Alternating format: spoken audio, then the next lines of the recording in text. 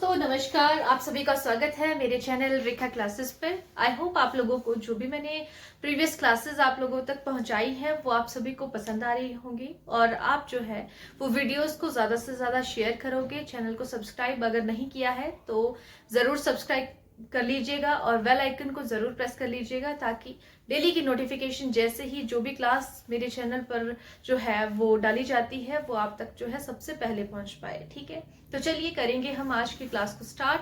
जैसे कि हमने लास्ट टाइम पे आपको पता ही है कि मैंने आपको सबसे पहले मिडिवल हिस्ट्री में मुगलों को करवाने का जो है वो टॉपिक शुरू किया है। तो उसमें हमने अभी तक देखा, बाबर के बारे में पढ़ा, हुमायूं के बारे में पढ़ा और उसके अलावा शेरशाह सूरी के बारे में पढ़ा। तो आज की हेडिंग आप सभी के सामने है। आज हम पढ़ेंगे अकबर के बारे में। ठीक है, अकबर जो है वो बहुत ही इंपॉर्टेंट टॉपिक है, इसके युद्ध में इंपॉर्टेंट है, इसने अपने शासन काल के समय में क्या क्या किया है वो आपको सारी चीजें जो है इंपॉर्टेंट है। ठीक है, तो चलिए सबसे पहले हम करेंगे स्टार्टिंग इसके टाइम पीरियड के साथ। ठीक है, तो इसका जो टाइम पीरियड है वो कब से कब तक चला था, तो 1556 में हमारे पास जो है वो हुमायूं की डेथ हो जाती है। उसके बाद अकबर शासन करेंगे। ठीक है, तो 1556 से लेकर 1605 तक चलेगी। ठीक है, दूसरी तरफ अगर हम मॉडर्न की बात करें तो मॉडर्न हिस्ट्री में हम 1605 में कुछ और चीजों को लेकर पढ़ते हैं,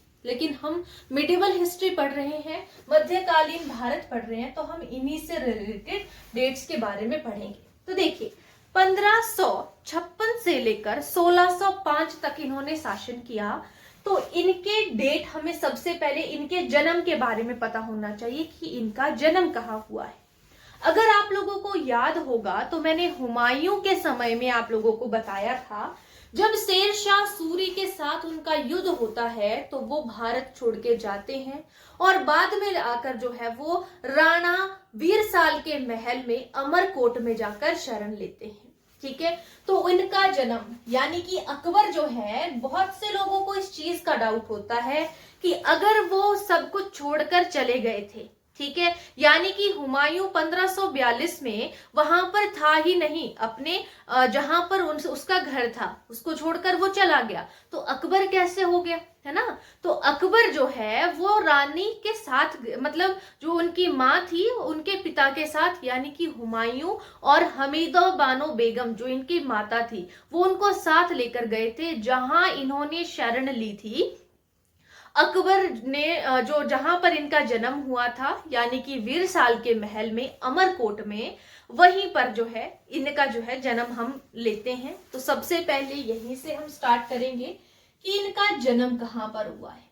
ठीक है, एक एक पॉइंट को डिस्कस करेंगे। सबसे पहले हम बात करेंगे जन्म की। तो अकबर का जन्म जैसे कि मैंने आपको बताया कब हुआ है, 1542 में।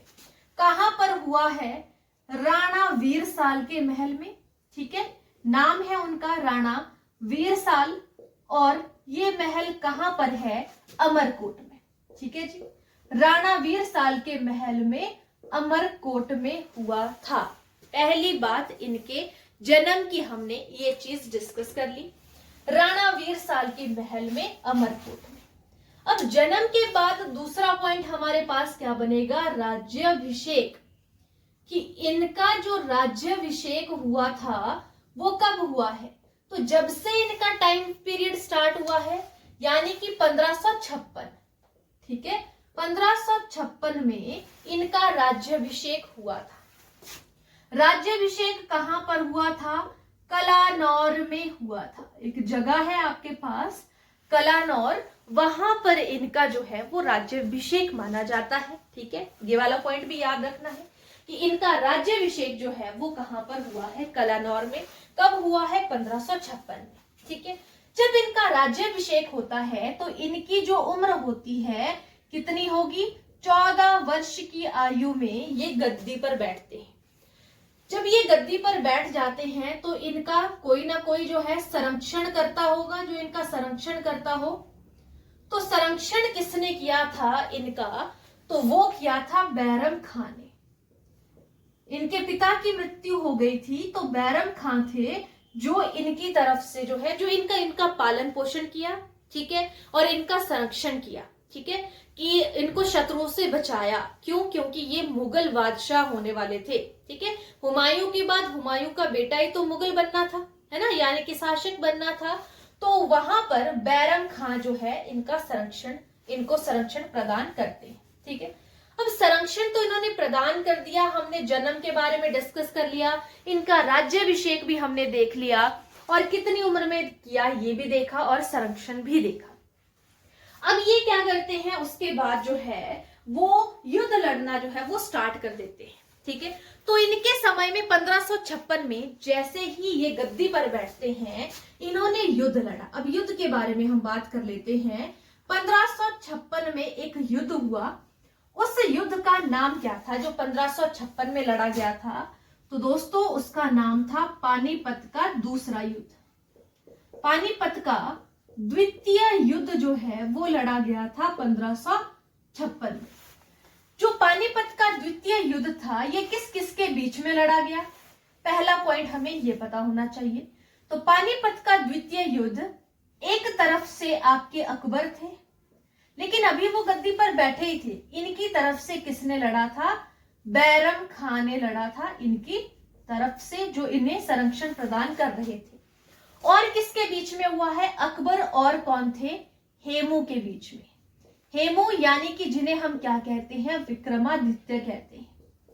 ठीक है, हेमू या फिर विक्रमादित्य के बीच में पानीपत का द्वितीय युद्ध जो है वो लड़ा गया था। ये आप लोगों को पता होना चाहिए, द्वितीय विश्व युद्ध। ठीक है, द्वितीय युद्ध के बारे में बात करें, पानीपत का द्वितीय युद्ध, विश्व युद्ध नहीं। ठीक है, विश्व युद्ध अलग चीज है, वो 1939 में लड़ा गया था। ये पानीपत के बारे में बात हो रही है। तो पहला हमने पढ़ा था 1526 में, और दूसरा हमने पढ़ा 1556 में। ठीक है जी, जो पहला था वो बाबर और किसके बीच में लड़ा गया था? बाबर और इब्राहिम लोदी के बीच में लड़ा गया था। लेकिन जो दूसरा युद्ध है पानीपत का 1556 में, वो अकबर और हेमू यानी कि विक्रमादित्य के बीच में लड़ा गया। किसने जो है सहायता की थी अकबर की? बैरम खान ने सहायता की थी इस युद्ध में। क्यों? क्योंकि इस समय पर वो बहुत ही छोटे थे, 14 वर्ष की उम्र में, क्योंकि उनका राज्याभिषेक हुआ था। एक युद्ध तो हमने ये पढ़ा, एक दूसरा युद्ध भी इनके समय पर हुआ है। वो कब हुआ है? 1576 में। 1576 में दूसरा युद्ध होता है। उस युद्ध का नाम क्या होता है? हल्दी घाटी का युद्ध। उस युद्ध का नाम है हल्दी घाटी का युद्ध। ये जो हल्दी घाटी का युद्ध होता है, यहां पर क्या होता है? ये किस किस के बीच में हुआ तो ये मतलब मेन शासक अगर देखा जाए तो अकबर ही जाना जाता है, यानी कि अकबर और महाराणा प्रताप के बीच में हुआ था। अकबर और महाराणा प्रताप के बीच में हुआ था। लेकिन अकबर की तरफ से यहां पर कौन लड़े थे? जो राजा मान सिंह थे वो लड़े थे आपके पास अकबर की तरफ से, है ना। यानी कि अकबर की तरफ से जो राजा मान सिंह लड़े थे, उन्होंने महाराणा प्रताप को यहां पर हराया था। जो महाराणा प्रताप हैं ये कहां के शासक थे? महाराणा प्रताप जो है वो मेवाड़ के शासक थे। ये आपने याद रखना, ठीक है। जो युद्ध है दोनों ही मोस्ट इंपॉर्टेंट है। 1556 पानीपत का दूसरा युद्ध, अकबर और हेमू के बीच में, सहायता की थी बैरम खान ने। दूसरा युद्ध 1556 हल्दी घाटी का युद्ध, अकबर की तरफ से मानसिंह थे और महाराणा प्रताप जो मेवाड़ के शासक थे उन्हें जो है वो हराया गया था, ठीक है जी। अब इसके अलावा ये युद्ध हो गए, संरक्षण हो गया, हमने सारी चीजें देखी। आपने सुना होगा कि अकबर ने अलग अलग शहरों का निर्माण करवाया। शहरों का निर्माण कराने के अलावा उन्होंने फतेहपुर सिकरी, ये भी शहर का ही नाम है, यानी कि 1576 में उन्होंने फतेहपुर सिकरी जो है उस नगर की स्थापना की, ठीक है। यहाँ पे नेक्स्ट पॉइंट देखेंगे हम, एक नगर स्थापित किया उन्होंने। कब किया? 1576 में। कौन सा नगर था? फतेहपुर सिकरी। बहुत ही जाना माना नगर था ये उस टाइम का। फतेहपुर सिकरी नगर की स्थापना की। ये जो फतेहपुर सिकरी था, ठीक है, ये हमने पढ़ा, तो ये कितने किलोमीटर कहां से है ये भी आपको पता होना चाहिए। लेकिन सिंपल सा पूछा जाए, फतेहपुर सीकरी की स्थापना किसने की है? अकबर ने की है, याद रखना। जो फतेहपुर सीकरी है आगरा से 36 किलोमीटर दूर है, ये याद रखना, ठीक है। आगरा से कुछ किलोमीटर की दूरी है, यहां पर 36 किलोमीटर, वहां पर इस नगर की स्थापना की गई। अब यहां पर जो फतेहपुर सीकरी है, यहां पर स्थापना के लिए इन्होंने एक दरवाजे का निर्माण करवाया। उस दरवाजे का नाम क्या है? अलाई दरवाजा। तो क्वेश्चन कैसे बनता है? अलाई दरवाजे की स्थापना किसने की है? या अलाई दरवाजा, या हम इसे क्या कह सकते हैं? अलाई मीनार। इसकी स्थापना, अब अलाई दरवाजा, अलाई मीनार की स्थापना की गई थी, किस उपलक्ष्य के लिए की गई थी? तो इन्होंने युद्ध भी लड़ा था, तो गुजरात विजय के उपलक्ष्य पर, उस विजय को याद करने के लिए, उस उपलक्ष्य पर इन्होंने क्या किया था? अलाई दरवाजा या अलाई मीनार का निर्माण करवाया था गुजरात विजय के उपलक्ष्य पर, ठीक है, ध्यान रखना है। फतेहपुर सीकरी की स्थापना 1576 में की अकबर ने। अलाई दरवाजे, इस फतेहपुर सीकरी के प्रवेश के लिए इन्होंने अलाई दरवाजा या अलाई मीनार का निर्माण करवाया। किस उपलक्ष्य पर? गुजरात विजय के उपलक्ष्य पर जो है इस दरवाजा या इस मीनार का जो है वो निर्माण करवाया गया। इतनी सारी चीजें याद हो गई, ठीक है जी। साथ साथ में लर्न करते चलना है, ऐसे नहीं कि इकट्ठे ही देखा सब कुछ, ठीक है। इनके टाइम में कौन कौन सी चीजें हैं वो हम देख रहे हैं। अब जो खास खास चीजें हैं वो आपको पता होनी चाहिए। एक डेट याद रखना आपने, 1582 यानी कि 1582 और 1583। अब यहां पर आपको पता होना चाहिए इलाही धर्म की स्थापना की गई, ठीक है। किस धर्म की स्थापना की गई? इलाही धर्म की स्थापना की गई थी। कब की गई थी? 1582 में, यानी कि 1582 में। और एक संवत चलाया गया था, उसे क्या कहेंगे? इलाही संवत शुरू किया गया था। वो कब किया गया था? 1583 में, यानी कि 1583 में जो है इलाही संवत को शुरू किया गया था। ये आपने याद रखना है, ठीक है। 1582 और 1583 हमने ये चीज पढ़ी। यहां पर अकबर ने सभी धर्मों को के उत्तम सिद्धांतों को लेकर दीने इलाही धर्म की स्थापना की और इलाही संवत 1583 में शुरू किया, ठीक है। अब बात करते हैं कि जो अकबर थे, इनके दरबार में कितने रत्न हैं? 9 रत्न हैं। तो ध्यान रखना है, अगर आपके पास मुगलों में पूछा जाए तो आप कितना करोगे? अकबर। लेकिन अगर अकबर ऑप्शन में ना हो तो चंद्रगुप्त के दरबार में भी जो है वो नवरत्न थे, ठीक है, ये आपको पता होना चाहिए। लेकिन हम पढ़ रहे हैं नवरत्न किसके? अकबर के दरबार के नवरत्न, ठीक है जी। चलिए हेडिंग डालेंगे नवरत्न। कितने नवरत्न? नवरत्न यानी कि 9 रत्न। 9 रत्न में कौन कौन आते हैं? जिन्होंने इनकी युद्ध में जो है वो बहुत हेल्प की, यानी कि आपने देखा, पहला नाम हम ले लेंगे। जो पहला नाम क्या बताया मैंने आपको? रतन सिंह, है ना। रतन सिंह के अलावा जो है और भी बहुत से नाम है। जैसे आपने बीरबल का नाम सुना होगा, सबसे पहले वहां से स्टार्ट करेंगे हम। जो बीरबल है, बीरबल जो है इनके बहुत ही खास थे। तानसेन जो थे वो भी, तानसेन इनके नवरत्नों में से एक थे। तानसेन जो गीत गाते थे, बोलते थे तानसेन इतना अच्छा संगीत गाते हैं, संगीत के पुजारी हैं कि जैसे अगर वो सुर छेड़ते थे तो बारिश हो जाती थी और बादल जो है वो गरजने लग जाते थे, ठीक है। तो आपको पता होना चाहिए इनके बारे में, सभी के बारे में, ठीक है। बीरबल हो गया, मानसिंह हो गया, एक मानसिंह है, मानसिंह हो गया। नेक्स्ट देखेंगे अब्दुल रहीम खाने खाना, अब्दुल रहीम खाने खाना, मुलादो प्याजा, ये भी आपको पता होना चाहिए। मुलादो प्याजा के अलावा आपके पास आ जाते हैं बीरबल हो गया, तानसेन मानसिंह, अब्दुल रहीम खान खाना, मुलादो प्याजा, अबुल फजल हो गया, अबुल फजल हो गया। इसके अलावा कितने हुए? 1 2 3 4 5 और 6 हो गए, है ना। इनके अलावा और कौन कौन से हैं? बीरबल तानसेन के अलावा फैजी है, टोडरमल है और भगवान दास है। भगवान दास है, फैजी है और टोडरमल है, ठीक है। ये सभी जो है भगवान दास, फैजी, टोडरमल, ये सभी क्या है? नवरत्न है, ठीक है। इनके नाम पता होने चाहिए कि आपको 4 ऑप्शन आ गई और कोई और बाहर से दिया गया है कि इनमें से नवरत्न अकबर का कौन सा नहीं है, तो आपको वो बताना है। अगर हाँ पूछा गया है कि कौन सा है तो आप वो बता सकते हो, ठीक है। अब हम बात करेंगे नवरत्नों के बाद कि अकबर की जो माँ थी वो कौन थी। तो अकबर की जो माँ है वो है हमीदा बानो बेगम, हमीदा बानो बेगम, ठीक है। हमीदा बानो बेगम जिन्होंने इनको जन्म दिया था, ठीक है।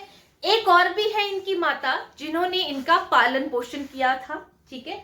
लेकिन हम जन्म देने वाली माँ के बारे में पढ़ रहे हैं, हमीदा बानो बेगम, ठीक है। एक क्वेश्चन और इंपॉर्टेंट आता है जिस धर्म के बारे में हमने पढ़ा था, दीन ए इलाही। जो दीन ए इलाही धर्म को अपनाने वाला अंतिम हिंदू जो था वो कौन था? जिसने दीन ए इलाही धर्म को अपनाया था तो वो थे बीरबल, जिन्हें राजा बीरबल भी बोला जाता था। राजा की उपाधि दी गई थी अकबर के थ्रू उनको, ठीक है। तो इलाही धर्म को अपनाने वाला अंतिम हिंदू जो था, या इस्लामी धर्म को भी बोल सकते हैं, तो वो अकबर थे जिन्होंने अपनाया था, ठीक है। हिंदू शासक लास्ट वाले, ठीक है। जो बीरबल है इनका बचपन का नाम क्या था? ये भी मोस्ट इंपॉर्टेंट क्वेश्चन है। तो इन्हें महेश दास के नाम से भी जाना जाता है। जो बीरबल है इन्हें महेश दास के नाम से जाना जाता है, ये इनका बचपन का नाम है, ठीक है। सभी के अलग अलग नाम पता होने चाहिए। जैसे शेर शाह सूरी के बारे में हमने प्रीवियस क्लास में पढ़ा तो उनका नाम था फरीद, वैसे ही यहाँ पर जो आपके अकबर है, अकबर का तो अकबर ही नाम है, ठीक है। लेकिन जो यहाँ पर बीरबल है, बीरबल का बचपन का नाम क्या है? महेश दास है, ठीक है। भट्ट मत बोल देना, यहाँ पे दास हो जाएगा, ठीक है। अब यहाँ पर इनके जो है बात करेंगे हम चित्रकार, जो इनके संगीतकार हैं उनके बारे में तो मैंने आपको वैसे बता दिया, लेकिन संगीतकार के बारे में लिखना हो तो हम बोल सकते हैं कि इनके संगीतकार कौन है? तानसेन है। और अगर चित्रकार के बारे में बात करें तो कौन होंगे? अब्दुल समद, अब्दुल समद, ठीक है।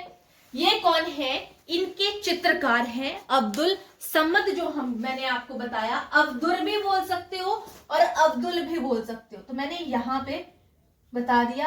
अब्दुल समद जो है वो क्या है? इनके दरबार के चित्रकार हैं। प्रसिद्ध चित्रकार की बात हो रही है, प्रसिद्ध संगीतकार की बात हो रही है।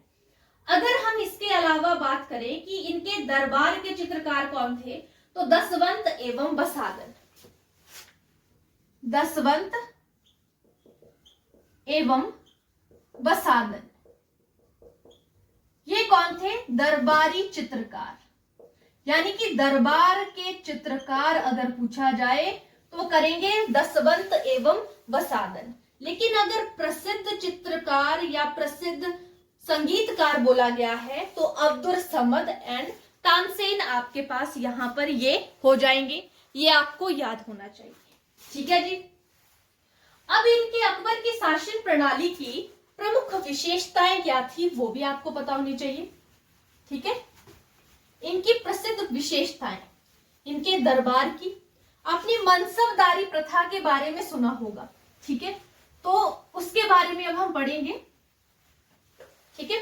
मनसबदारी प्रथा क्या था? उस मनसबदारी में अकबर की शासन प्रणाली की प्रमुख विशेषता, अकबर की शासन प्रणाली की प्रमुख विशेषता क्या हो जाएगी, क्या क्या खासियत थी, उसकी विशेषता क्या थी या क्या खासियत थी, तो वो हो जाएगी मनसबदारी प्रथा। ठीक है जी, मनसबदारी प्रथा हो जाएगी। ये क्या थी, अकबर के शासन प्रणाली की प्रमुख विशेषता बोली गई है, वो हो जाएगी मनसबदारी प्रथा। अब देखिए, जो आपके अब्दुल फजल थे उनके बारे में हमने पढ़ा ना कि अब्दुल फजल कौन थे, नवरत्नों में से एक हैं। यहां पे रहे आपके अब्दुल फजल। अब अब्दुल फजल के बारे में थोड़ा सा पढ़ेंगे हम। अब्दुल फजल जो हैं, इनकी मृत्यु करवा दी थी, इनको मरवा दिया था किसने, जहांगीर ने। इनकी जो मृत्यु हुई थी, अब्दुल फजल की मृत्यु, वो किस वजह से हुई थी कि जो जहांगीर थे इन्होंने इनकी मृत्यु करवा दी थी। क्यों करवाई थी या कैसे करवाई थी, तो जहांगीर की यानी कि सलीम जो है, जिनको जो अकबर के बेटे हैं सलीम या जहांगीर, उनके निर्देश पर आगरा से आ रहे थे और रास्ते में वीर सिंह बुंदेला के द्वारा, किसके द्वारा, जो वीर सिंह बुंदेला के द्वारा, वीर सिंह बुंदेला के द्वारा आगरा से आते हुए क्या करा दी, हत्या करवा दी। कई बार क्वेश्चन आता है, अब्दुल फजल की जो मृत्यु हुई है वो किसके द्वारा हुई थी, वीर सिंह बुंदेला के द्वारा। किसने आदेश दिया था, जहांगीर ने आदेश दिया था, सलीम ने आदेश दिया था। अब हम पढ़ेंगे अकबर की मृत्यु के बारे में। ठीक है, अकबर की मृत्यु कब हुई, जब इसका शासन जो है वो समाप्त हुआ, यानी कि 1605 में जो है इसकी मृत्यु हुई। और इसका मकबरा कहाँ है, मकबरे के बारे में भी पता होना चाहिए, तो वो है सिकंदरा में। ठीक है, कहां पर है इनका जो मकबरा है, सभी मुगलों के मकबरे पता होने चाहिए, तो इनका मकबरा कहाँ है, सिकंदरा में। और ये कहाँ है, आगरा के निकट है। ये कहां पर है, आगरा के निकट है आपका सिकंदरा। ठीक है, आगरा के निकट सिकंदरा में जो है अकबर की मृत्यु हो गई 1605। एग्जैक्ट डेट लिखनी है तो लिख सकते हैं 16 अक्टूबर 1605 इनकी मृत्यु हुई। अब देखिए, ये तो हमने सब कुछ पढ़ा कि अकबर के टाइम पर क्या हुआ क्या नहीं हुआ, कौन सा युद्ध हुआ, सब कुछ देखा। इनके कार्यकाल में कुछ और चीजें भी थी, उसके बारे में भी हम पढ़ लेते हैं। यानी कि प्रमुख कार्य क्या क्या किए थे इन्होंने, वो हमें पता होना चाहिए। तो डेट वाइज लिखेंगे हम। सबसे पहले 1562 के बारे में बात करते हैं, फिर 1563 के बारे में बात करेंगे, फिर 1564 के बारे में बात करेंगे। 1562 में क्या खास बात थी जो इन्होंने की थी अपने शासन में। 1562 में इन्होंने दास प्रथा का अंत किया था। दास प्रथा प्रचलन में थी पहले, तो दास प्रथा का अंत कर देते हैं आपके पास अकबर। ठीक है, यहां पे एक पॉइंट हमने देख लिया। दूसरा, आपने अलग अलग जो लोग जाते थे तीर्थ पर जाते थे, यानी कि 1563 में बता रही थी, तो जो तीर्थ यात्रा पर कर लगता था, पहले सबसे तीर्थ यात्रा पर जाने के लिए कर लिया जाता था। अब जो है तीर्थ यात्रा का कर जो है वो माफ कर दिया गया। ठीक है, तीर्थ यात्रा पर जो कर लगता था उसे माफ कर दिया गया, या तीर्थ यात्रा के कर पर समाप्ति लगाई गई, ये आपने याद रखना है। ठीक है, आई बात समझ में। इसके अलावा आपके पास 1564 में क्या हुआ था वो भी पता होना चाहिए। 1564 में यहां पे बताती हूं, 1564 में ब्राह्मणों पर कर लगाया गया था, जजिया कर। किसने लगाया था, दिल्ली सल्तनत में लगाया गया था आपका, और यहां पे समाप्त कर दिया जजिया कर की समाप्ति। जजिया कर की समाप्ति कर दी गई यहां पे। ठीक है, फिरोज शाह तुगलक ने लगाया था दिल्ली सल्तनत में, और जजिया कर की समाप्ति यहां पर कर देते हैं आपके अकबर। ठीक है, 1562 में दास प्रथा का अंत, 1563 में तीर्थ यात्रा का कर जो है वो माफ किया गया। 1564 में जजिया कर की समाप्ति की गई। अब 1575 पता होना चाहिए आपको। 1575 यहां पर महबत खाना होता है, तो महबत खाने की स्थापना की गई। ठीक है, स्थापना की गई। महबत खाने की स्थापना कब की गई, ये क्वेश्चन आता है। तो 1575 में की गई, ये आपको याद होना चाहिए। इबादत खाने की करिएगा, पहले इबादत खाने की करिएगा, मजहर रहने दो। इबादत खाने की स्थापना की गई। ठीक है, 1575 में। अब 1579 में भी कुछ किया था। क्वेश्चन ऐसे आएगा, इबादत खाने की स्थापना कब की गई, तो इबादत खाने की स्थापना 1575। और नेक्स्ट क्वेश्चन आएगा मजहर की घोषणा। 1589 में जो है, 79 में मजहर की घोषणा की गई। क्वेश्चन बनता है कि मजहर की घोषणा कब की गई, तो मजहर की घोषणा की गई 1579 में। ठीक है, नेक्स्ट क्वेश्चन आप लोगों को बता दिया है दीन ए इलाही के बारे में और इलाही संबत के बारे में, तो लिखवा देती हूं यहां पे। 1582 दीन ए इलाही धर्म की स्थापना, दीन ए इलाही धर्म की स्थापना की गई। उसके अलावा इलाही धर्म की स्थापना करने के अलावा इलाही संबत की शुरुआत भी हमने पढ़ा। 83 में इलाही संबत की शुरुआत की गई। इलाही संबत की शुरुआत हुई 1583 में। और एक राजधानी के स्थानांतरण, यानी कि यहां से 2 साल बाद, तो यहां पे 1585 में आपने याद रखना राजधानी का स्थानांतरण। राजधानी का स्थानांतरण, इन्होंने राजधानी को बदला था।